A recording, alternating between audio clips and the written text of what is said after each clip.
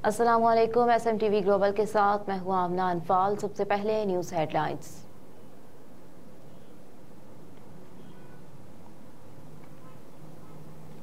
Returning अफसरान के फैसलों के खिलाफ अपीलें दायर करने का आज आखिरी रोज। लाहौर हाई कोर्ट के 9 जजेस पर मुश्तमिल एपीलेट ट्रिब्यूनल रिटर्निंग अफसरान के फैसलों के खिलाफ अपीलों पर समाअत करके 10 जनवरी तक फैसले करेंगे। अब तक 100 से ज्यादा अपीलें ट्रिब्यूनल में दायर हो चुकी, जिन पर समाअत का सिलसिला भी जारी। मुस्लिम लीग नून के कायद नवाज शरीफ के अन्य 130 से कागजात की मंजूरी के खिलाफ दायर अपील पर समाअत हुई। एपीलेट ट्रिब्यूनल के जज रिसाल हसन सैयद ने अपील पर समाअत की। अदालत ने रिटर्निंग अफसर को नोटिस जारी करते हुए जवाब तलब कर लिया। अदालत ने रजिस्ट्रार ऑफिस का एतराज भी खत्म कर दिया। रजिस्ट्रार ऑफिस की जानिब से मुस्तदिका दस्तावेजात न लगाने का एतराज आयद किया गया था।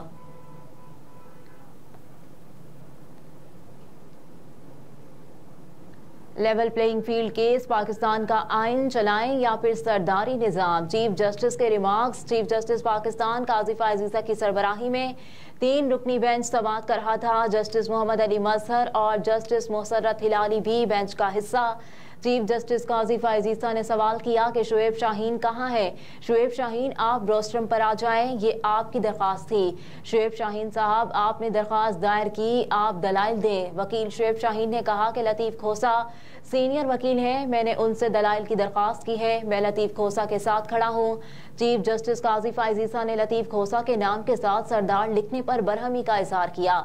ये सरदार, नवाब और पीर जैसे अल्फाज अब लिखना बंद कर दें। 1976 के बाद से सरदारी निजाम खत्म हो चुका। या तो पाकिस्तान का आइन चलाएं या फिर सरदारी निजाम। आईने पाकिस्तान के साथ अब मजाक करना बंद करें। वकील लतीफ खोसा ने कहा कि मेरे शनाख्ती कार्ड पर सरदार का लिखा है, इसलिए अदालत में भी सरदार लिखा गया। चीफ जस्टिस ने लतीफ खोसा से मुकालमा करते हुए कहा कि सरदार और नवाबों को छोड़ दें, अब गुलामी से निकल आए, सरदार लिखकर अपना रुतबा बड़ा करने की कोशिश न किया करें।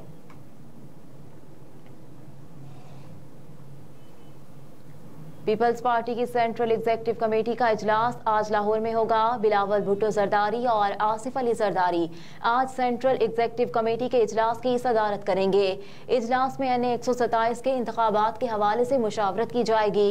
इसके अलावा दोनों रहनुमा पंजाब में इंतखाबात के हवाले से भी गौर व फिक्र करेंगे। चेयरमैन पीपल्स पार्टी कल 4 जनवरी को अड्डा प्लाट ड्राइव-इन रोड पर वर्कर्स कन्वेंशन से खिताब करेंगे। वर्कर्स कन्वेंशन में मुस्लिम लीग नून के रहनुमा और साबिक सूबाई वजीर चौधरी अब्दुल गफूर मियों पीपल्स पार्टी में शमूलियत का ऐलान करेंगे। जराये के मुताबिक पीपल्स पार्टी ने पंजाब में 90% उम्मीदवार फाइनल कर लिए। NA 127 में सूबाई नशिस्तों पर कौन उम्मीदवार होंगे, फैसला बिलावल भुट्टो जरदारी करेंगे।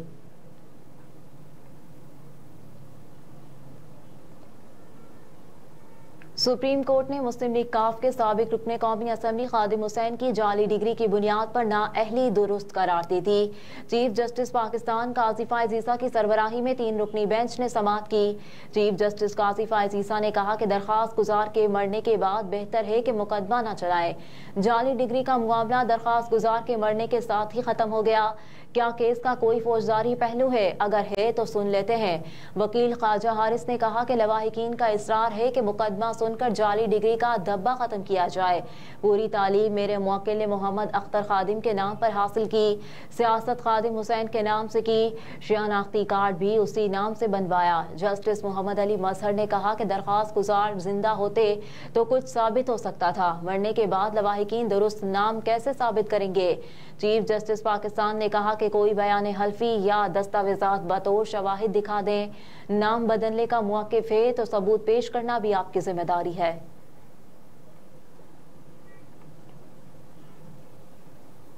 जस्टिस मज़ाहिर अली अकबर नकवी ने दूसरे शोकाज नोटिस का तफसीली जवाब भी जमा करा दिया। जस्टिस मज़ाहिर अली अकबर नकवी ने अपने जवाब में कहा कि मेरे खिलाफ शिकायत बेबुनियाद हैं। मौक़िफ़ अपनाया कि खुली अदालत में आईनी दरख्वास्तें ज़ेरे समाअत होने के बाद जुडिशल काउंसिल की कार्रवाई बिला जवाज़ है।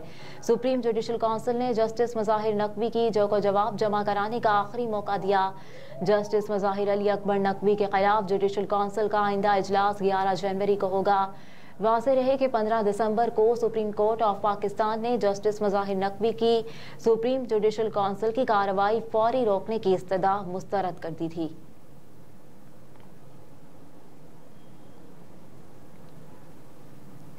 साइलिन की सहूलत के लिए मुतादिद अजला लाहौर हाई कोर्ट के करीबी बेंचों से मुंसलिक अवामी सहूलत और साइलिन को इनकी दहलीज पर इंसाफ की फराहमी के विजन के तहत chief justice Lahore high court Mohammad Amir Bhatti ने गवर्नर पंजाब की मंजूरी के बाद मुतादिद अजला को करीबी बेंचों के साथ मुंसलिक करने का नोटिफिकेशन जारी कर दिया। नोटिफिकेशन के मुताबिक जिला भक्कर को Lahore high court Multan bench के साथ मुंसलिक कर दिया गया।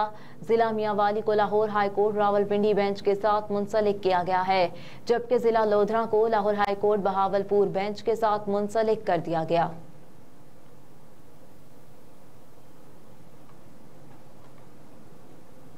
ज़रई मशीनरी और आलात की दरामदात में सालाना बुनियादों पर 61% इजाफा। पाकिस्तान ब्यूरो बराए शुमारियात के आदाद शुमार के मुताबिक जुलाई से नवंबर 2023 तक की मुद्दत में ज़रई मशीनरी और आलात की दरामदात पर $32 मिलियन का ज़र मुबादला सर्फ हुआ, जो गुज़िश्ता माली साल की इसी मुद्दत के मुकाबले में 61% ज्यादा है।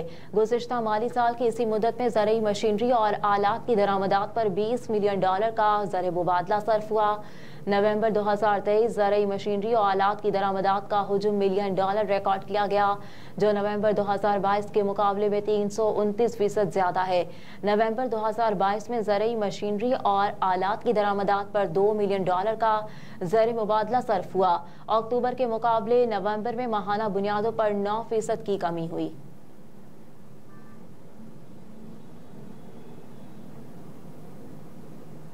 सिडनी टेस्ट का पहला रोज खत्म। पाकिस्तान 313 रन पर आउट। कैंगरूज ने 6 स्कोर कर लिए।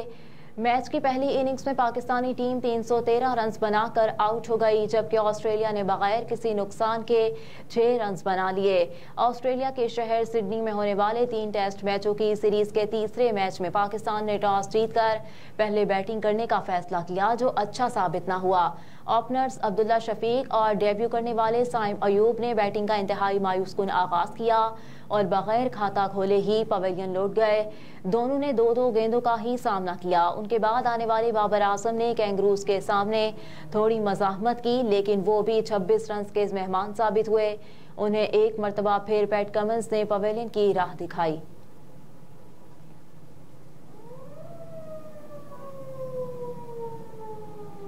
गज़ा फ़लस्तीनियों की सरजमीन है और रहेगी। अमरीकी महकमा ख़ारजा के तर्जुमान मैथ्यू मिलर ने कहा कि फ़लस्तीनियों की सरजमीन के खिलाफ इसराइली वज़रा का बयान इश्तियाल अंगेज़ और गैर जिम्मेदाराना है।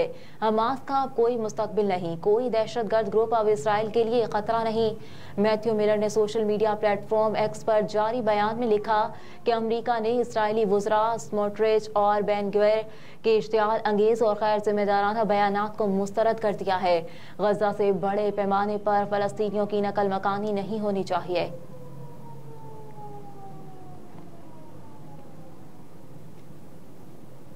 और इसराइली फौज की बर्बरियत रुक ना सकी और गज़ा पर वहशियाना बमबारी जारी। सहूनी फोर्सेस ने गज़ा में 30 से ज़ायद मकामात पर हमले के दौरान गुज़िश्ता 24 घंटे में 200 से ज़ायद अफराद को शहीद कर दिया, जबकि देरुल बला में रिहायशी इमारतों को बेनिशाना बनाया गया। समाजी राब्ते की वेबसाइट एक्स पर जारी वीडियो में देखा जा सकता है कि इसराइली फौजी एक खाली मस्जिद में फायरिंग करते हुए दाखिल हुए और मस्जिद के अंदर इंतहाई बेहुरमती करते हुए नजर आ रहे हैं। इसराइली फौज मस्जिद के अंदर नाचते हुए धमाका खेज मवाद नस्ब करते हैं और मजाक उड़ाते हैं। इस दौरान मस्जिद के दीवारों पर फायरिंग करते भी देखा जा सकता है। आखिर में मस्जिद को धमाके से शहीद कर दिया गया और इसके साथ इसराइली फौजी नारे बुलंद करते हुए नजर आ रहे हैं। हमास की जानिब से 6 अक्टूबर को इसराइल के मुख्तलिफ इलाकों में हमलों के बाद जारी जंग के दौरान इसराइल ने वहशियाना बमबारी करते हुए गज़ा में 21,000 से ज़ायद शहरियों को शहीद कर दिया और उनमें हजारों बच्चे भी शामिल। हेडलाइंस आप जान चुके। न्यूज़ स्टूडियो से फिल वक्त इतना ही। आप देखते रहिए SMTV ग्लोबल।